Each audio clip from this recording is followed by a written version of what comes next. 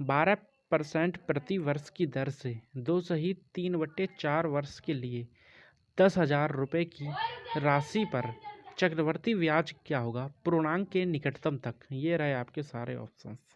अभी इस प्रश्न को कैसे हल करना है तो आइए समझते हैं। इसको हम ट्री मेथड से सॉल्व करने वाले हैं, ठीक है, क्योंकि ट्री मेथड से इसमें थोड़ी आसानी पड़ेगी हमें, ठीक है, कैलकुलेशन नहीं पड़ेगी, मतलब सरल है, क्योंकि मेथड तो बहुत सारे हैं चक्रवर्ती ब्याज के। हमारे पास है रेशियो मेथड है, फॉर्मूला है, ठीक है, और भी एक मेथड है, लेकिन हम इसको ट्री मेथड से करेंगे। तो हमारे पास जो पी का मान दिया है वो कितना दिया है, 1 2 3 4 10,000, ठीक है।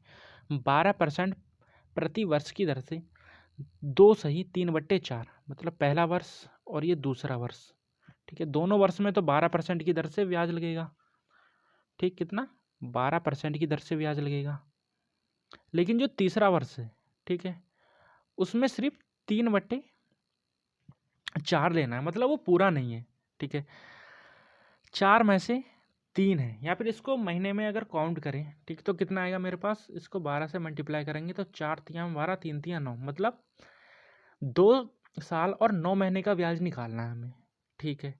और जो हमारे पास आर है, 1 महीने के लिए 1% है, क्यों, क्योंकि ये प्रति वर्ष दे रखी है, 12 महीनों के लिए 12% प्रति वर्ष की दर से, तो 1 महीने के लिए कितनी हो जाएगी, 1% प्रति वर्ष की दर से। तो 9 महीने के लिए ब्याज दर कितनी हो जाएगी, वो हो जाएगी 9%, ठीक है। 9 महीने के लिए 9% हो जाएगी, क्यों, क्योंकि 12 महीने के लिए 12% है और 1 महीने के लिए 1% होगी, ठीक है। यहाँ तक समझ में आया, क्योंकि यही कॉन्सेप्ट है, उसके बाद तो नॉर्मल है, ठीक है, सारा का सारा। तो यहाँ से हम 12% निकालेंगे, किसका, 10,000 का, तो कितना आ जाएगा, क्या आ जाएगा 1200, यहाँ भी आ जाएगा 1200। लेकिन ट्विस्ट कहाँ है, चेंज है यहाँ पर, तीसरे साल के लिए यहाँ पर 9% का ब्याज लगेगा, क्यों, क्योंकि हमें 9 महीने ही के लिए चाहिए, ठीक है। हमारे तीसरा जो साल है उसमें 12 महीने का ब्याज नहीं लगेगा, उसमें सिर्फ 9 महीने का ब्याज लगेगा, और 9 महीने के लिए मैंने दर निकाली 9%, ठीक। चलो ठीक है, तो 10,000 का 9% कितना हो जाएगा, ये हो जाएगा 900, ठीक है।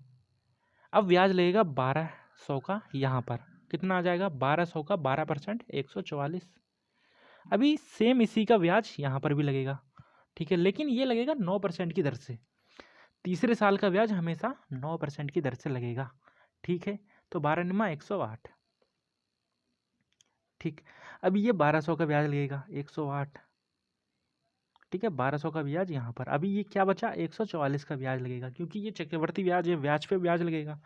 तो 144 का 9%, ठीक है, कितना हो जाएगा, 9 चौको 36, हासिल कितना 3, 9 चौको 36, 37, 38 और 1 39, ठीक है, कितना 3, 9 को 9, 10, 11 और 1 12।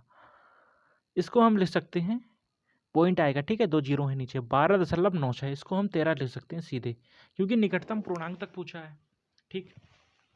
अब ये आ गया हमारा पूरा का पूरा ब्याज, इसको जोड़ लेंगे, हमारा आंसर डायरेक्ट आ जाएगा, कितना आएगा, 12 दूनी 24, ठीक है, 2400, ये आ जाएगा 900, यहाँ से है 8 दूनी 16, 216, यहाँ से है 144, और है हमारे पास 13, ठीक है। इसी को प्लस कर लेते हैं, फिर 13 प्लस कर देंगे, इसको जोड़ लेंगे, ये हमारे पास आ जाएगा 6 4 10 का 0, ऐसे लगा 1 4 5 और 1 6, ठीक है, 9 10 4 14 15 और 1 16 का 6, हासिल लगा 1 कितना 3, इसमें 13 रह गया है जोड़ना, ठीक।